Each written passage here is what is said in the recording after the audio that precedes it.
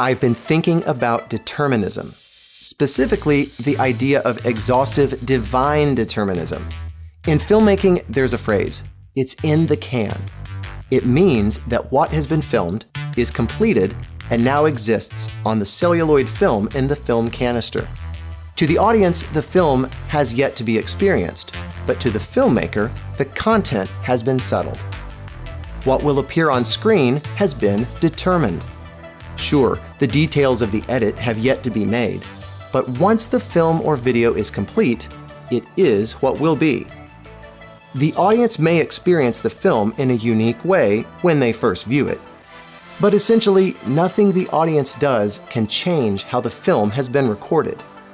The idea of divine determinism is kind of like this, and I guess it can seem like a really profound idea. Think about it. Everything you've ever said, everything you've ever done, good or bad, was all predestined by God. Before you experience anything, as far as God is concerned, every experience is already in the can. You just get to live it out. But do you really live in this kind of scenario? Where you live, where you work, who you marry, it's all been determined by God beforehand. Whether you'll keep watching this video from this point on or not, that's been determined too. Oh, you're still watching. Cool. Then again, this too was determined. Maybe you're enjoying this video. Maybe you think it's a waste of time. But whatever you're experiencing right now couldn't be any different, at least not to God. Because in the mind of God, we're just acting out what has been pre-recorded due to His determinations. To keep watching or not. To like and subscribe or not. You think you're making choices, but you're really just acting out what has been predetermined for you to do. Maybe that idea doesn't sit well with you. Maybe you think this topic doesn't really matter. But would that opinion really matter?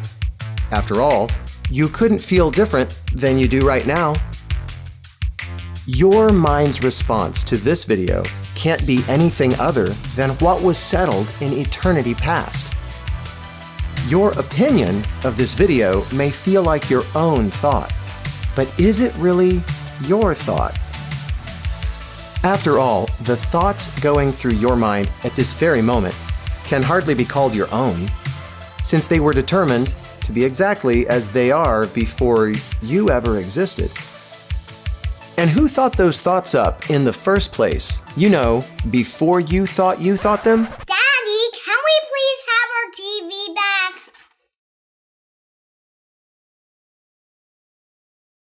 Exhaustive divine determinism basically makes us characters in someone else's movie. We think, we act, we choose, only because it's in the script. And we have no real power to choose otherwise because it's all predestined. Maybe some people find comfort in this idea, but should your comfort be your standard to determine what is true? And partnered with this notion of determinism usually comes the idea that even though our choices are divinely predestined, we are still guilty for the wrong choices we make. Now, how does that work? I mean, seriously, whose fault is it if what I do or say next has always had only one possible outcome? Will bicycle lock Toaster cheese while 7 gingerly his koala emancipation? What did that mean? Don't ask me. I didn't think it up. Or did I? Which brings me to some important questions concerning divine determinism. Why is this idea so non-intuitive? Why does my own mind continually affirm that I am making real choices? Why does my conscience tell me that I can choose good over evil?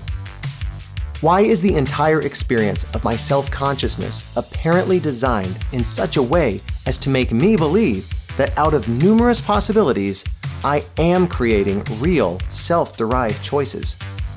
However, if exhaustive divine determinism is reality, then doesn't that mean God has designed my own nature to deceive me? Perhaps, like many, you assume that man's nature is so corrupted that you believe our minds would naturally deceive us into believing we have free will. But if our own minds naturally deceive us so completely, can a person ever hope to develop a livable and consistent belief system about life, about right and wrong, and about God? Our self-consciousness says we can choose. The straightforward commands of God say we can choose. Don't these things imply that we make real choices for good or for evil? If not, are we even able to choose? Are we even able to believe? So if your theology or philosophy teaches that everything you think, say, desire, and do is ultimately in the can, you are left with only one real, livable choice.